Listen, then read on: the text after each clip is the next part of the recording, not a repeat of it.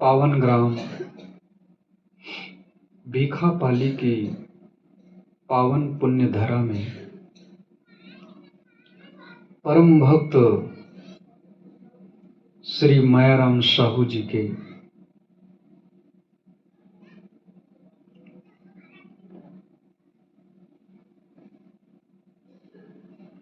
द्वारा उनके पूरे कुल कुटुंब, उनके बड़े सुपुत्र श्री दुष्यंत साहू जी,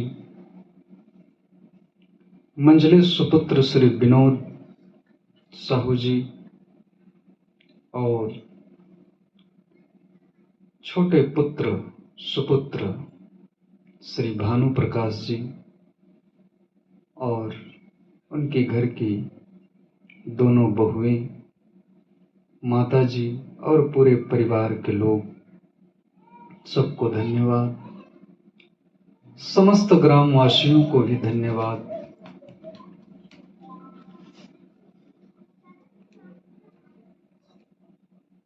कार्यक्रम सदगुरु कहते हैं मार्ग तो कठिन है, वहां कोई मत जाओ, गए ते बहुरे नहीं, कुशल कहे को आओ। सदगुरु कहते मार्ग तो कठिन है। कौन सा मार्ग कठिन है? महासमुंद जाने का मार्ग कठिन है कि बागबहरा की पिथौरा जाने का मार्ग कठिन है कि रायपुर जाने का मार्ग कठिन है कि खरियार रोड जाने का मार्ग कठिन है कि दिल्ली बंबई जाने का मार्ग कठिन है? नहीं। दिल्ली बंबई जाना हो, आराम से ट्रेन में बैठ लो, पहुंच जाओगे बिना प्रयास किए। बस ट्रेन में बैठ जाओ, रिजर्वेशन करा लो, उसमें सो जाओ, नींद खुलेगी, पता चलेगा कि मंजिल आ गया। रायपुर जाना है, महासमुंद बागबहरा जाना है, मोटरसाइकिल दबाओ, कार में बैठ जाओ, पहुंच जाओगे। कौन सा मार्ग कठिन है? सदगुरु कहते हैं बुराई का मार्ग कठिन है, विषय का मार्ग कठिन है, अज्ञानता का मार्ग कठिन है, वहां कोई मत जाओ। इसलिए सदगुरु कहते हैं वहां कोई मत जाओ, बुराई के मार्ग में कोई मत जाओ। साहब कहते हैं कि अनंत अनंत जीवन बीत गया इस अंधकार में। साहब कहते हैं अब जाग जाओ, ये सुंदर मनुष्य का चोला मिला है, सदगुरु की महिमा को गाओ। सदगुरु इस संसार में आए हैं, हमारे आपके लिए आए हैं, संसार के लिए आए हैं, वे अपने लिए नहीं आए हैं। वे तो स्वयं शुद्ध थे, बुद्ध थे, निर्विकार थे। हम जैसे मायावी जीवों के माया के नींद को तोड़ने के लिए सदगुरु कबीर साहब आए थे।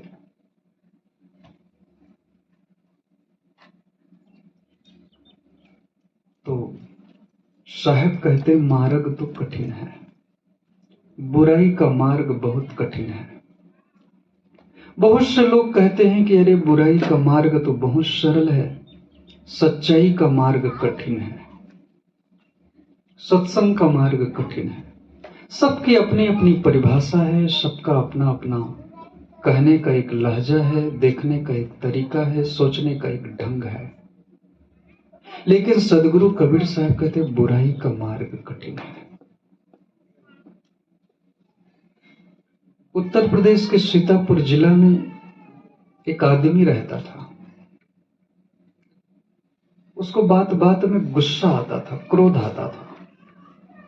लोग उनको सत्संग में ले गए, सत्संग सुना, थोड़े दिन ठीक रहा, लेकिन गुस्सा फिर भी ठीक नहीं हुआ।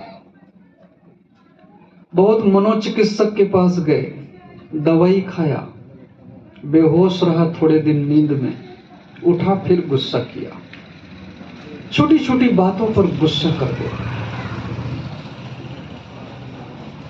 एक दिन स्नान करके धोती छत में सुखाया था, गर्मी का मौसम था, आंधी आया, हवा आया, वो धोती उड़ करके नीचे गिर गया।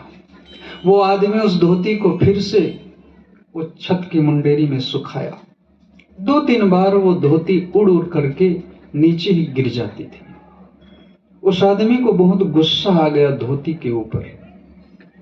धोती को उठाया और जहां सब बर्तन मांजा जाता है, जूठा काठा नाक थूक सब बहता है जिस नाली में, गंदी नाली में, वो धोती को उस नाली में ठूंस दिया और ऊपर से डंडा कोच दिया उसके ऊपर कि साली बहुत उड़ती हो, अब उड़ के बताओ। उसकी पत्नी ने कहा कि धोती को तुम नाली में ठूस रहे हो, कल नहाओगे तो धोती क्या पहनोगे, क्या पहनोगे? धोती तो तुमने नाली में ठूस दिया है। अपनी पत्नी पर गुस्सा हो गया, पत्नी को पीट दिया। इतना प्रबल गुस्सा, कभी कभी गुस्सा कंट्रोल नहीं कर पाता था तो बहुत रोता था, बहुत चिल्लाता था, चीखता था। बहुत संकल्प लेते थे, संकल्प हजारों बार संकल्प लिया, लेकिन हजारों बार उसका संकल्प फेल हो गया। क्योंकि शुरू में हम जब कोई भी विकारों में मन लगाते हैं तो कोई भी विकार, कोई भी आदत हमको नहीं पकड़ता है, हम आदत को पकड़े रहते हैं। शुरू में आदत को हम छोड़ भी सकते हैं, लेकिन आदमी शुरू में जब अपनी आदत बिगाड़ता है तो बड़े चाव से, बड़ी खुशी से बिगाड़ता है। और जब वो आदत आदमी को पकड़ लेती है, फिर वो छोड़ना चाहता है, लेकिन वो आदत इतनी अब प्रबल हो गई है कि छोड़े भी नहीं छूटती है। तब आदमी चिल्लाता है, चीखता है। उसी को सदगुरु कबीर साहब कहते, अब बताओ कौन सा मार्ग कठिन है? बुराई का मार्ग कठिन है। अब आदतों को तुम छोड़ना चाह रहे हो, लेकिन वो आदत छूटती नहीं है। बार बार संकल्प लेते हैं, बार बार निश्चय बनाते हैं, बार बार विचार करते हैं कि अब ये गंदी आदत हमको छोड़ देना है, लेकिन वो आदत छूटती नहीं है, क्योंकि वो आदत ने हमको पकड़ लिया है। इसलिए सदगुरु कहते हैं बुराई का मार्ग बहुत कठिन है, इसलिए वहां कोई मत जा। दारू पीता है आदमी तो कितनी शान से दारू पीता है कि हम भी कुछ है, बड़ी ऐंठ होती है कि हम भी ये देसी वैसी ऐसी वैसी दारू थोड़े पीते, हम तो अंग्रेजी दारू पीते हैं। लेकिन वो दारू की आदत जब पकड़ लेती है, लीवर डैमेज हो जाते हैं, किडनी खराब हो जाते हैं, अतड़ी भी गल जाती है। डॉक्टर जवाब दे देते हैं कि दारू नहीं छोड़ोगे तो अब लीवर पूरा खत्म होने के कगार पर है, कुछ ही दिनों के तुम मेहमान हो, अब छोड़ दो। फिर आदमी रोता है, चिल्लाता है, चीखता है कि क्योंकि अब दारू ने उसको पकड़ लिया है, आदत ने जकड़ लिया है, अब हैबिट हो गया, अब उसके बिना बेचैनी। पिए तो नरक, ना पिए तो नरक, पिए तो दुख, ना पिए तो दुख। अब वो आदत छूट नहीं रही है। इसलिए सदगुरु कहते हैं कि मार्ग तो कठिन है, बुराई का मार्ग बहुत कठिन है। इसलिए हे जीव, अपनी आदत बिगाड़ने से पहले 100 बार सोच लो। हम आजकल अपने छोटे छोटे बच्चों को बहुत परेशान हो जाते हैं। बर्तन मांजने के लिए नहीं टाइम देता है बच्चा, भोजन बनाने में डिस्टर्ब करता है, तो बहुत परेशान होकर के बच्चे को मोबाइल दे देते हैं। बच्चा मोबाइल में मस्त हो जाते हैं। माँ बाप सोचते हैं, बड़े बुजुर्ग सोचते हैं कि चलो इस बच्चे से जान बची, छुट्टी पाए, अब ये मोबाइल में बिजी है, अब हम कहीं पड़ोसी के यहाँ भी जा सकते हैं, भोजन भी आराम से बना सकते हैं, घर के सारे कार्य कर सकते हैं। बड़ा खुश हो जाता है कि बच्चा मोबाइल में बिजी हो गए, हम फ्री हो गए। नहीं, आप फ्री नहीं हुए हैं। आप अपने बच्चे को खुद टाइम दीजिए, समय निकाल करके अपने बच्चे को वक्त दीजिए, और मोबाइल का बहुत आदती बच्चों को मत बनाइए, क्योंकि बच्चों का दिल कोमल होता है, उनकी नस नाड़ी बहुत मुलायम होती है, उनकी बुद्धि बहुत विकसित होने के लिए तैयार है, उनका शरीर बढ़ रहा है। ऐसे स्थिति में बच्चा जब मोबाइल के ज्यादा संपर्क में आता है तो मोबाइल से एक रेडिएशन किरणें निकलती है जो आंख से दिखती नहीं है, लेकिन वो बहुत खतरनाक होती है। कोमल कोमल नसें चिपकने का खतरा रहता है।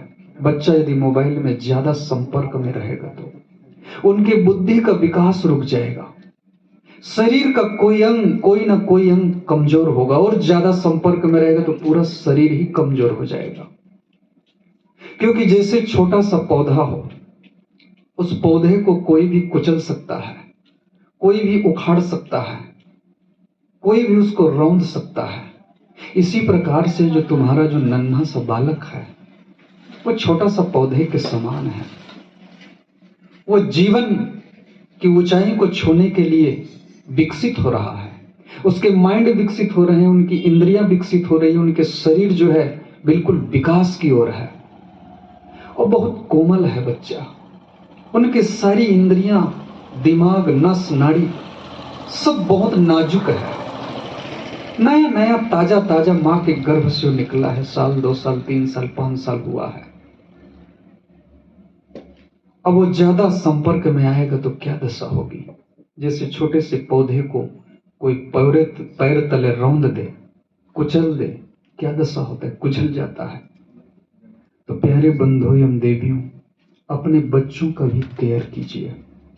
बच्चों को थोड़ा मोबाइल से दूर रखिए, बच्चों को टाइम दीजिए, बच्चों के साथ थोड़ा खेलिए, बच्चों के साथ थोड़ा मुस्कुराइए, बच्चों के साथ थोड़ा हंसी मजाक कीजिए, बच्चों के साथ थोड़ा ठहाका मारिए।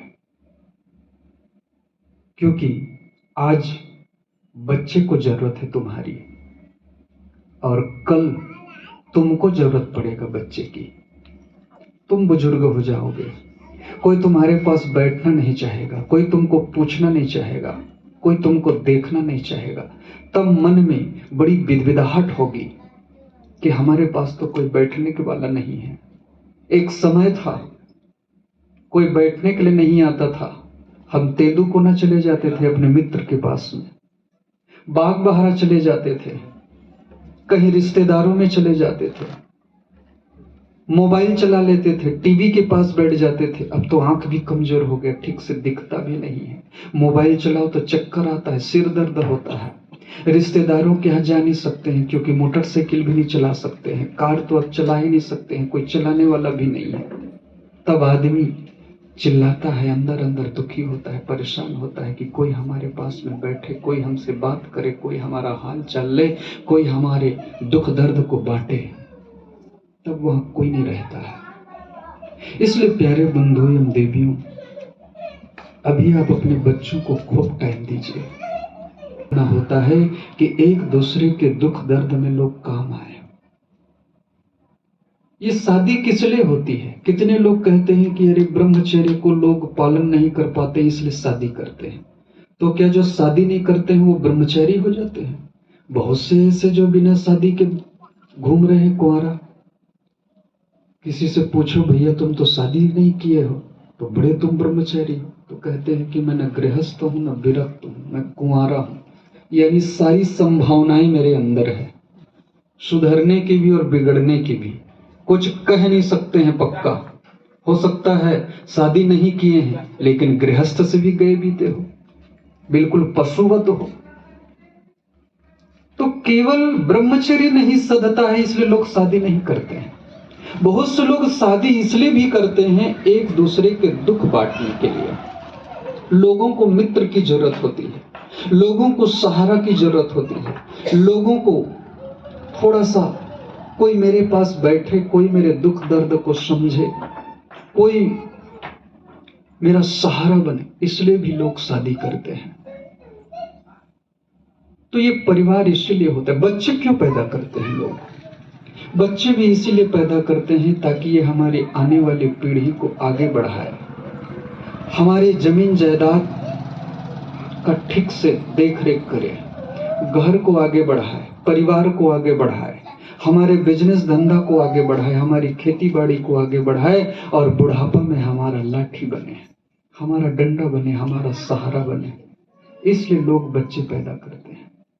लेकिन जब संस्कार सही नहीं होते हैं तो उसी परिवार से आदमी दुखी भी होता है, परेशान भी होता है। जिस पत्नी को देखे बिना चैन नहीं पड़ता था, जिस पति को देखे बिना शांति ही नहीं मिलती थी, जिस बच्चे को देखे बिना परेशानी होती थी, माँ बाप के बिना बच्चे एक पल नहीं रह पाते थे। माँ बाप गांव, पापा जो है सब्जी लेने के लिए ही या कोई सामान लेने के लिए तेंदू को न जाने के लिए घर से निकला, बच्चा रोते हुए आ जाता है, बोले पापा पापा, बोले क्या है बेटा, बोले मैं तुम्हारे साथ में जाऊंगा। पापा कहता है बेटा बस मैं 2 मिनट में आ रहा हूं। बेटा कहता है मैं 2 मिनट नहीं रह सकता हूं तुम्हारे बिना पापा। लेकिन धीरे धीरे जब वही बड़े हो जाते हैं तो वो पापा का प्यार कहाँ गया, वो बच्चे का प्यार कहाँ गया, वो माँ का प्यार कहाँ गया, वो पत्नी का प्रेम कहाँ गया, वो पति का प्रेम कहाँ गया, वो सब खो रहा है धीरे धीरे। क्योंकि हम बहुत आधुनिकता की ओर बढ़ रहे हैं, आर्टिफिशियल जिंदगी जी रहे हैं, मोबाइल में अपने टाइम को पास कर रहे हैं, टीवी में अपने टाइम को पास कर रहे हैं, इधर उधर चक्कर मकर में अपने टाइम को बर्बाद कर रहे हैं। सदगुरु कहते हैं प्यारे बंधु एवं देवियों, ये परिवार बड़ी किस्मत वाले को मिलता है। फुटपाथ में जो अनाथ भीख मांग रहे हैं उनसे पूछो, वे तुमसे ज्यादा कमा लेते हैं। एक भिखारी से मैंने गाजियाबाद में पूछा कि तुम भीख मांगते हो, कितना कमा लेते हो भीख मांगते मांगते? बोले यही दिन भर में कोई 1500 या 2000 तो कमा ही लेता हूं। मैं दंग रह गया कि 1500 2000 कमा लेते हो भीख मांगते हो, लेकिन लोग तो चवन्नी देते हैं। अरे कोई कोई चवन्नी देता है, कोई 10 रुपए दे देता है, कोई 20 दे देता है, कोई ऐसा बड़ा आदमी उदार आदमी है तो 500 भी दे देता है। कभी चोरी भी कर लेते हैं, कभी बदमाशी भी कर लेते हैं, एन केन कैसो कमा लेते हैं। तो मैं दंग रह गया कि मजदूरी करने वाला आदमी 200 से ज्यादा नहीं कमा पाता है। किसान का भी साल भर का एवरेज निकाला जाए तो 5 एकड़ 3 एकड़ का किसान भी उनका डेली का जो है 1500 का एवरेज पहुंचता ही नहीं है। 1500 डेली का मतलब 45,000 महीना। 5 एकड़ किसान भी उसका 45,000 महीना नहीं जाएगा। 10 एकड़ का भी कोई मुश्किल से जाएगा, नहीं तो उसका भी नहीं जाएगा। बोले इतना कमा लेते हैं? बोले इतना कमा, तो बचता कितना है? बोले बचता कुछ भी नहीं है, फिर जीरो का जीरो हो जाता है रात बीतते ही। तो बोले क्या करते हो? बोले खूब होटल में जाके दारू पीते हैं, मांस खाते हैं और गुटखा पुड़िया खाते हैं और इधर उधर का और दंत फंद में सब निकल जाता है। तो बोले जीवन में तुम्हें क्या दुख है? तो फुटपाथ में रहने वाले लोग कहते हैं पैसा तो हम इधर उधर से कमा ही लेते हैं, कहीं मांग के, कहीं चुरा के, कहीं मेहनत करके, कहीं कुछ करके।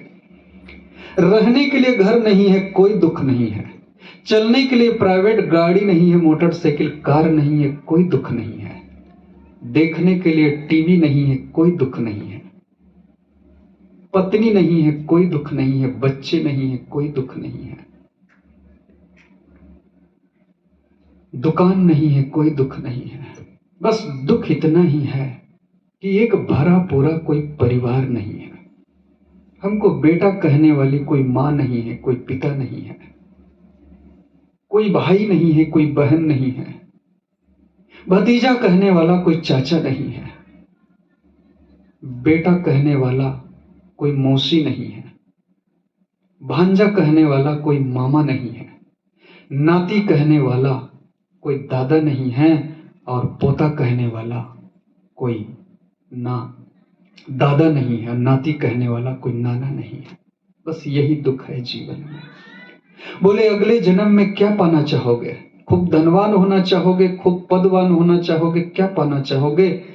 तो उनके अंदर से एक यही आवाज निकलती है कि अगला कोई जन्म मिल जाए तो परिवार मिल जाए, भले गरीब हो, भले छोटा परिवार हो, लेकिन परिवार मिलना चाहिए।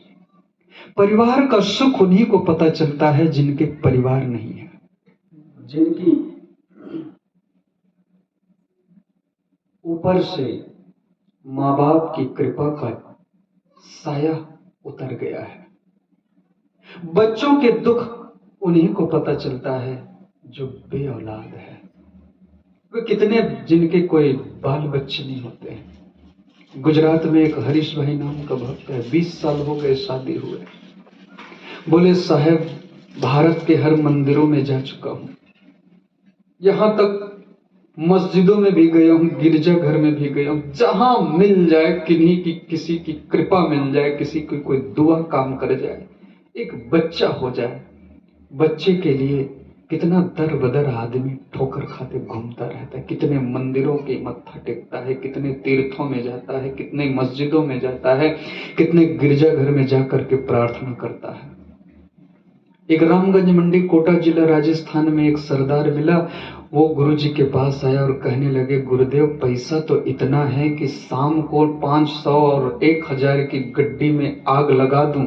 उस समय 1000 की गड्डी चलती थी, अब तो बंद हो गया। तो 1000 और 500 की गड्डी में शाम को आग लगा दूं तो वो गड्डी जो है नोटों की रात भर जलेगा, फिर भी सुबह मैं सोकर उठूंगा तो इतना नोटों की गड्डी बच जाएगा जो 3 पीढ़ी तो बिना कमाए आराम से खा सकते। इतनी नोट कमाया हूं, इतना गड्डी इकट्ठा किया हूं, लेकिन क्या करूं गुरुदेव, सब बेकार है, कोई बच्चे नहीं है। बच्चे का दुख उनको होता है जिनके कोई बच्चे नहीं होते हैं। माँ बाप का दुख उनको होता है जिनके माँ बाप नहीं होते हैं। परिवार का दुख उनको होता है जिनके परिवार नहीं होते हैं। रिश्तेदार का दुख उनको होता है जिनके कोई रिश्तेदार नहीं होते हैं। तो मेरे कहने का मतलब ये है प्यारे बंधुओं एवं देवियों, अपने परिवार के महत्व को समझिए, माता पिता के महत्व को समझिए, बच्चों के महत्व को समझिए, पत्नी के महत्व को समझिए, पति के महत्व को समझिए, रिश्तेदारों के महत्व को समझिए, परिवार के महत्व को समझिए और संत गुरु के भी महत्व को समझिए। बहुत से अमेरिका में, कनाडा में और रूस में और चीन जैसे कई ऐसे देश है दुनिया में जहां संत होते ही नहीं है।